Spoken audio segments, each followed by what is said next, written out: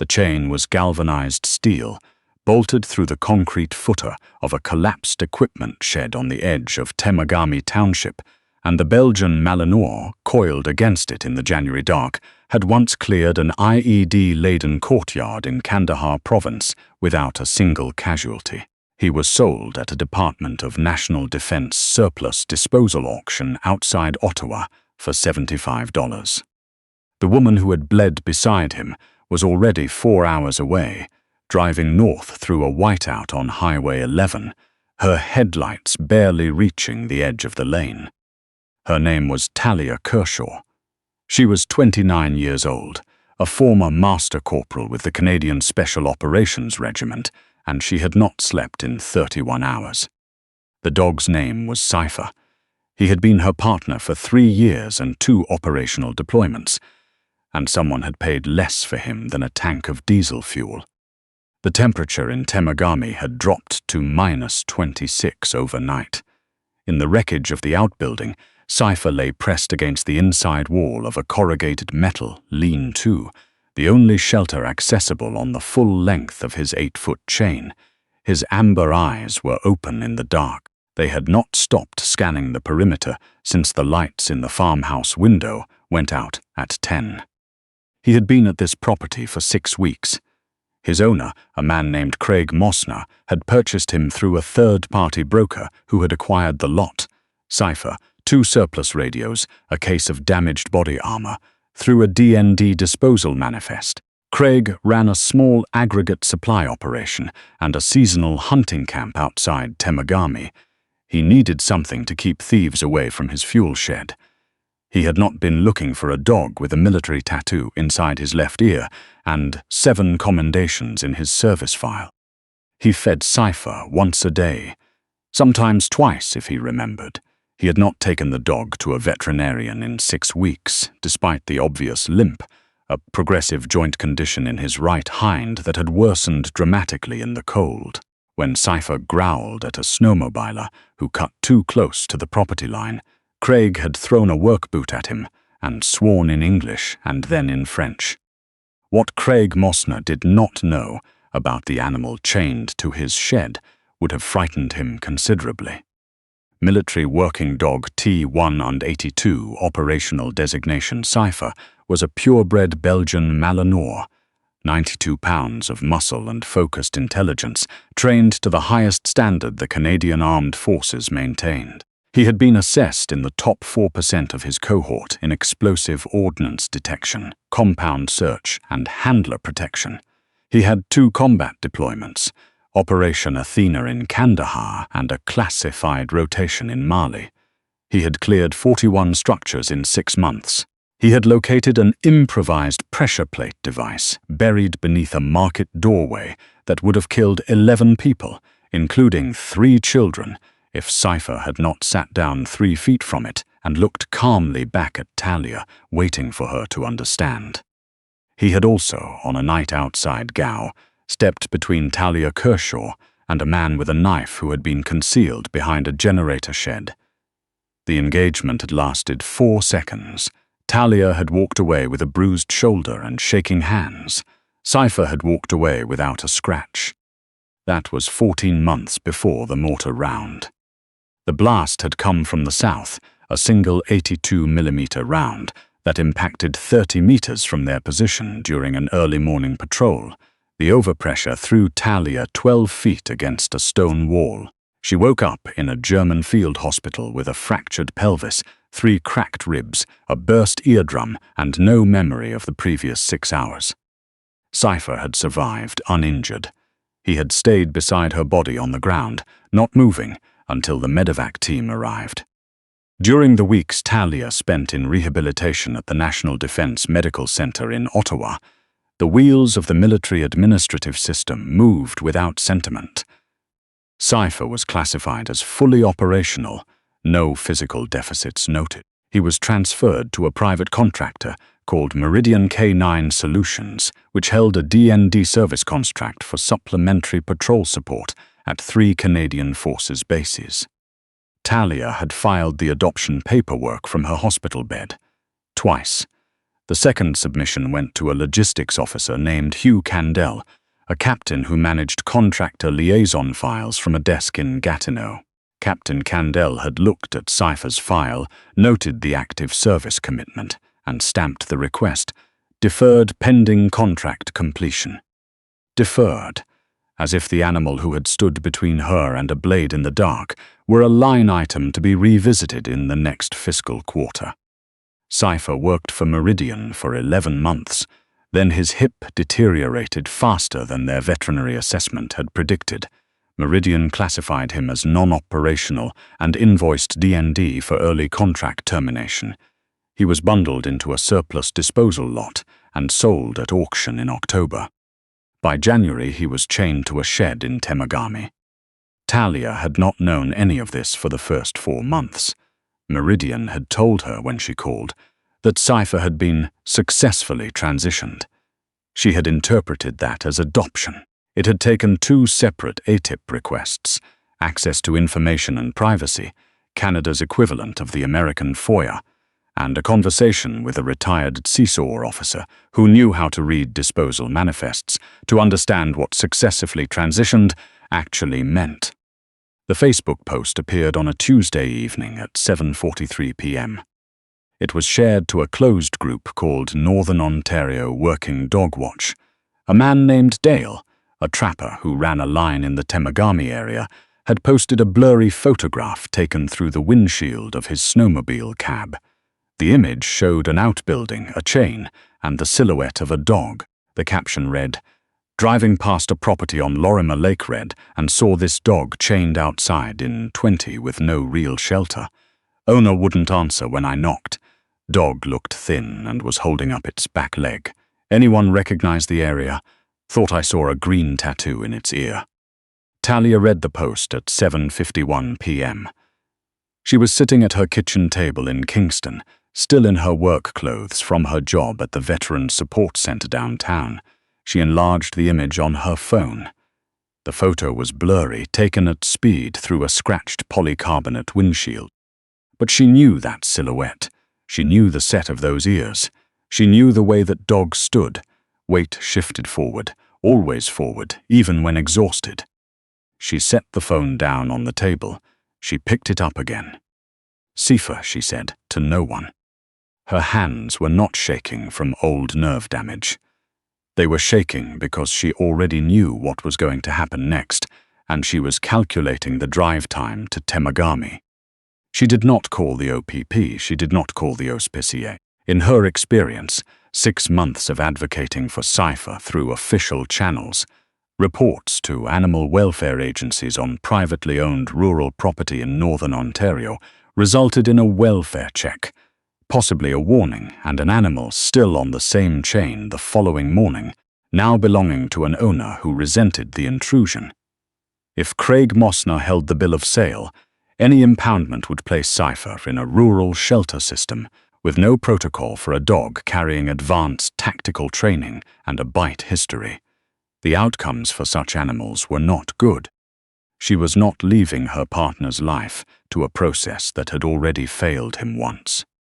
She opened her contacts and called a number in Winnipeg. It rang once. Kershaw.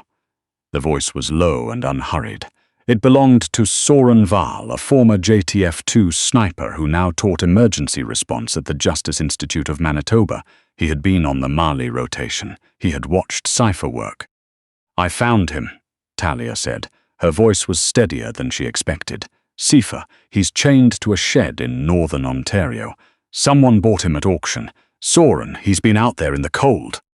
A pause, very brief. "Where exactly?" "Temagami area, near Lorimer Lake." "How long's the drive?" "From Kingston, 9 hours. From Winnipeg." "I'll fly into Sudbury. Give me 4 hours." He paused for half a second. "I'm calling Danny and Noel." "Soren, this isn't a sanctioned operation. We'd be going onto private property. There are legal." "Talia." His voice was quiet, but there was iron in it. She had heard that tone before, outside Gao at 3 in the morning when she had started to second-guess a breach. "Is he alive?" "Yes." "Then we're going. I'll see you at the Tim's-off Highway Un-44 before sunrise." Danny Chuk called from Toronto 20 minutes later. Danny had been the team's combat medic, precise, unhurried, unflappable. She was completing a residency at Sunnybrook. She listened to Talia explain the situation without interrupting once. "I'll bring the field kit," Danny said. "Joint inflammation, malnutrition, possible hypothermia exposure. Send me his last veterinary record if you have it." "I have his full service file." "Send it now, I'm leaving in 40 minutes. Noel Gathercole was the last call. Noel had been the team's breacher, the man who made things open that did not want to open. He was quiet by nature, more comfortable in action than conversation. He lived in Sudbury and was already most of the way there. When Talia explained what she needed, he asked nothing about legality. "I've got a set of commercial bolt cutters in the truck," he said. "Good ones, and I know where that property is. I've hunted near Lorimer Lake." "Noel, I'll be at the Tims by 4. Drive safe." The highway north was dark and empty.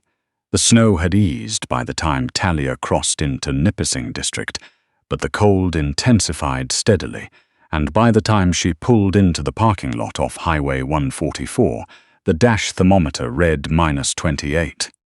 Noel's truck was already idling by the far pump. He stepped out as she parked, a broad-shouldered man in a heavy canvas jacket, breath clouding hard in the night air.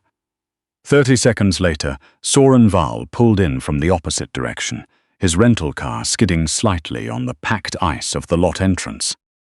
Danny Chuk arrived 7 minutes after that, her Toronto plates dusted with road salt, the back seat loaded with a soft-sided medical bag and an emergency thermal blanket. They did not need long speeches. They had spent enough nights together in considerably more dangerous situations to understand the value of silence and movement. Noel spread a printed satellite image of the property across the hood of his truck under the parking lot lights. His breath made brief clouds above it. The property is 300 meters off the main road, set back behind a tree line. One structure, the main house, single story, a detached equipment building on the northeast side. That's where the dog is. He tapped the image with one finger. The tree line runs close enough along the east side that we can park on the access road to the adjacent Crown land and approach on foot, 150 meters through bush. "Who lives there?" Danny asked. "One resident, Craig Mosner, 44, runs a gravel business and a hunting camp. No criminal record on the public registry, holds a firearms license." "So he may be armed," Soren said. "Probably. It's rural northern Ontario. Most people up here are." Talia looked at the satellite image. She traced the approach line with her eyes, calculating angles and sight lines the way she had been trained. "We go in quiet," she said. "No lights on approach. Noel, you take the gate. Soren, stay on the south side of the equipment shed and keep eyes on the main house. Danny, you're with me. We locate Cipher. You do the initial assessment while I handle the chain. We extract before the sun comes up." "And if Mosner wakes up?" Danny asked. Talia was quiet for a moment. "Then we have a conversation," she said. "The priority is Cipher. We are not leaving without him." She said it plainly, without drama. It was not a threat. It was a fact delivered with the same quiet certainty she had used to brief extractions in places considerably more unforgiving than a farm property outside Temagami. At 5:10 a.m., both vehicles turned off the main road onto a narrow Crown land access track and killed their headlights.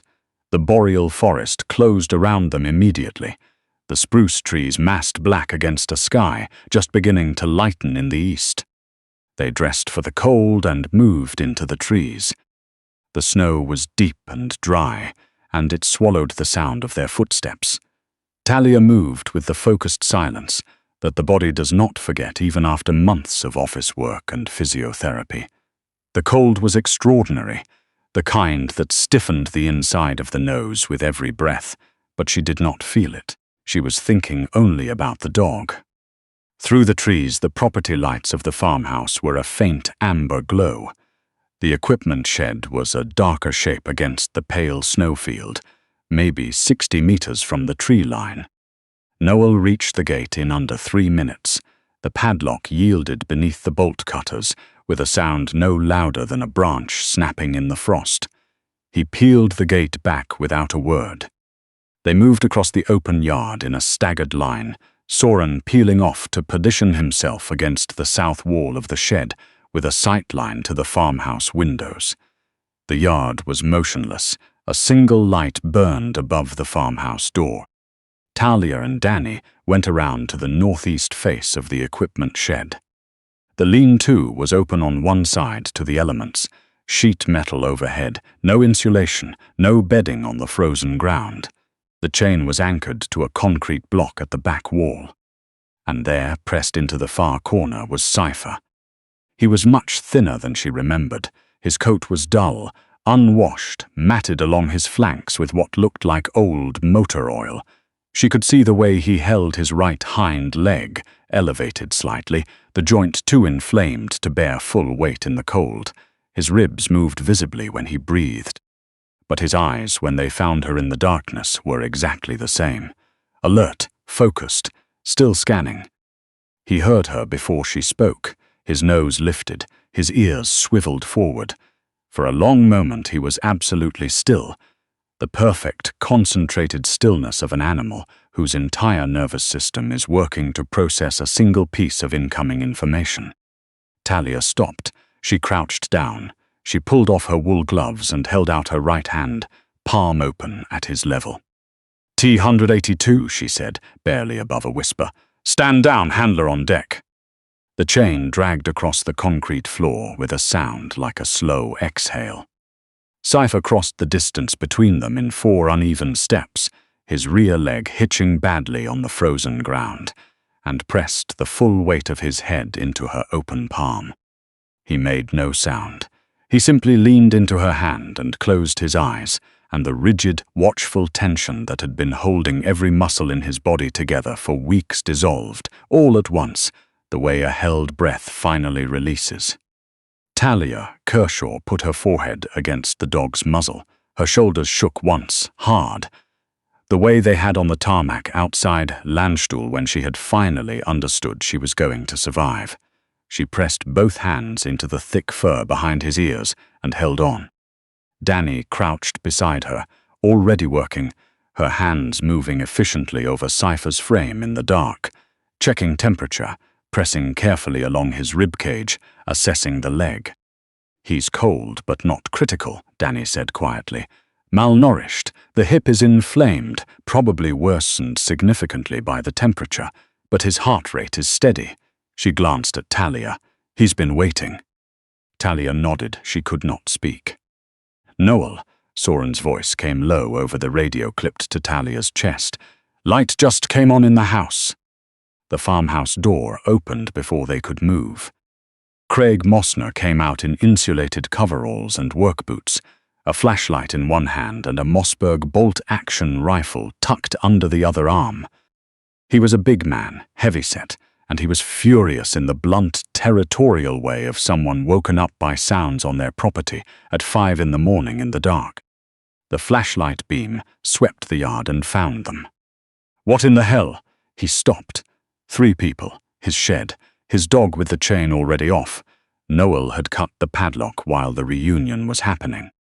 Don't move, Craig said, his voice hardening as he raised the flashlight. I don't know who you are, but you are on private property and I have every right to defend it. That dog is mine. I have a bill of sale. Soren stepped into the flashlight beam from the far side of the shed. Unhurried, he did not reach for anything. He simply stood there and looked at Craig's Mosner with the patient expression of a man who had been in standoffs considerably more pressurized than a farmyard in northern Ontario. Mr. Mosner, Soren said, my name isn't important. What's important is that you lower the rifle, because we are leaving with this dog, and nothing about this situation benefits from escalation. 4 of you. Craig's flashlight swept the yard again, finding Noel and Danny. "The one you haven't located is on your south fence line," Soren said calmly, "and she has a better view of this conversation than you do." Talia stood up. She walked into the flashlight beam and looked at Craig Mosner the way she had looked at bad news and difficult rooms for her entire adult life, directly, without flinching, without performance. "His name is Cipher," she said. "He is a decorated military working dog with 2 combat deployments and 7 service commendations. He served with the Canadian Special Operations Regiment. His service identification is T-182, and he should never have been in that auction lot." She paused. "I am his handler. I filed legal adoption paperwork 18 months ago that was improperly deferred by a D&D logistics officer. The Department of National Defense sold an active service animal through a surplus contract in violation of their own animal welfare protocols. That is what happened." Craig stared at her. The rifle was still raised, but his grip had loosened. "He's on my bill of sale," he said again, but this time it sounded less like certainty and more like someone checking whether the ground beneath them was still solid.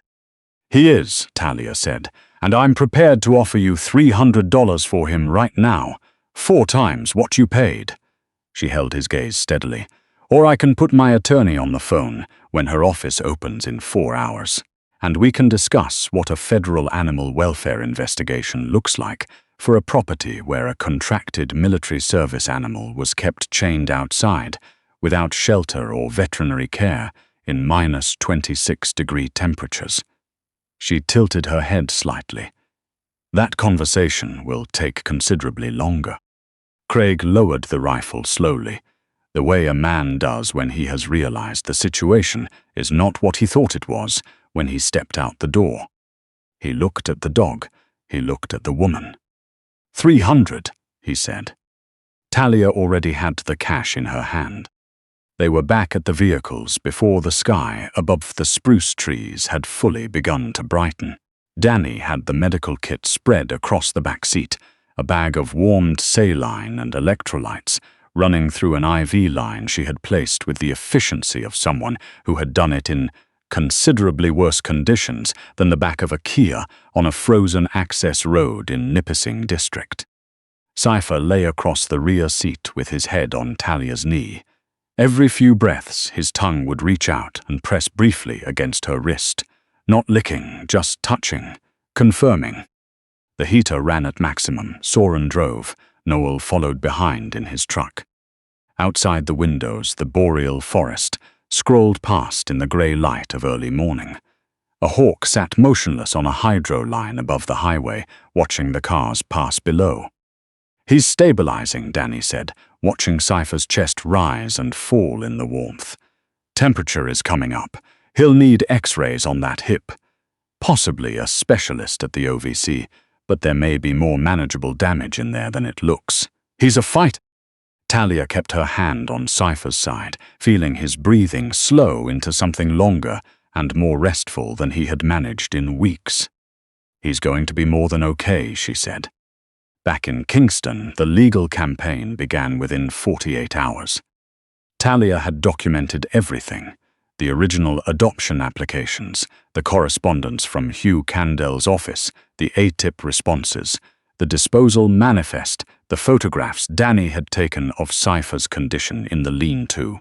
She put the complete file in front of an attorney named Ramona Estes, a veterans' rights lawyer in Ottawa who had spent 12 years forcing the Department of National Defense to account for its treatment of released service members. When Ramona finished reading, she was quiet for a moment. Then she said 4 words, "This one goes public." She was not wrong about the impact. Ramona did not file quietly. She gave the complete file, photographs included, to 2 journalists she trusted at national outlets. The story ran on a Thursday morning, and by Thursday afternoon it had been shared 300,000 times across Canada. By Friday, the D&D Communications Office had issued 2 separate statements, both of which the media correctly described as non-answers. By Saturday, 40,000 emails had landed in the inbox of the Minister of National Defense. The inquiry into Meridian K9 Solutions and the handling of contracted military working dog disposals was announced the following Monday. Captain Candell was placed on administrative leave pending a review of the adoption deferral decisions made during his tenure. Faced with a federal investigation and the complete collapse of their public reputation, Meridian surrendered any claim to Cipher's file within the week. The Department of National Defense retroactively approved Talia's original adoption application 3 weeks later. Cipher was formally reclassified as an honorably retired veteran of the Canadian Armed Forces. The letter was read into the official record by a Member of Parliament who had served with the Royal 22nd Regiment and who had strong feelings about how Canada treated its service animals. Meridian K9 Solutions lost their D&D contract renewal the following spring. Cipher's veterinary treatment took 4 months. An orthopedic specialist at the Ontario Veterinary College in Guelph determined that the joint damage was manageable with physiotherapy, anti-inflammatory medication, and monitored exercise. He would always carry the limp. It would always worsen in the cold. He did not seem to mind. On a Sunday afternoon in late July, 7 months after the night in Temagami, Talia Kershaw walked Cipher off-leash through the trails at Lemoyne Point Conservation Area on the edge of Kingston Harbour. The lake beyond the trees was the deep, flat blue of a hot summer afternoon, and the light through the oak canopy made shifting patterns on the packed earth of the path ahead. Cipher moved with a loose, unhurried gait at her left side, his nose working continuously, reading the air the way he always had, cataloguing everything, filing it away with the patient thoroughness of an animal whose entire purpose has always been to pay attention. The limp was there, a slight favoring of the right rear, but it did not slow him. When a pair of Canada geese lifted noisily from the water 30 meters ahead, his ears came forward and his eyes tracked them up into the sky with absolute professional interest. Talia reached down and touched his shoulder. He glanced up at her briefly, registered that everything was fine, and returned to surveilling the tree line. The old scar on his muzzle, faint now silver against the black fur, a wire encounter from a compound in Kandahar years ago, caught the afternoon light and held it for a moment like something earned. She had spent 18 months trying to find him through the proper channels. Forms and requests and deferred responses and bureaucratic silence. It had taken one photograph posted to a Facebook group and a drive through a whiteout in the dark to accomplish what the system could not, or would not, do. What Cipher had taught her across 3 years and 2 deployments, and one night she still did not remember clearly, was something she had not fully understood until she was standing in a -20 lean-to with his skull pressed into her hands, that loyalty does not consult a disposal manifest, that it does not defer to a fiscal quarter, that it does not end because someone stamps a file and moves on to the next line item. It simply waits, steadily and without complaint for as long as it takes. She threw a stick far down the sunlit trail. Cipher exploded after it, the limp gone entirely in the joy of full speed, 4 legs driving hard against the packed earth, his whole body committed to the clean and uncomplicated work of chasing something down and bringing it back. He retrieved it, he turned and galloped back to her. He sat at perfect attention, the stick held gently in his mouth, amber eyes locked on hers, waiting for whatever came next. "Good boy," Talia said, kneeling in the summer dirt to press her forehead against his. "You held the line, we both did." He dropped the stick at her feet and barked once, sharp and bright and unbothered, the sound carrying out through the oak trees and over the water and into the warm Canadian afternoon, belonging entirely to itself and entirely to him.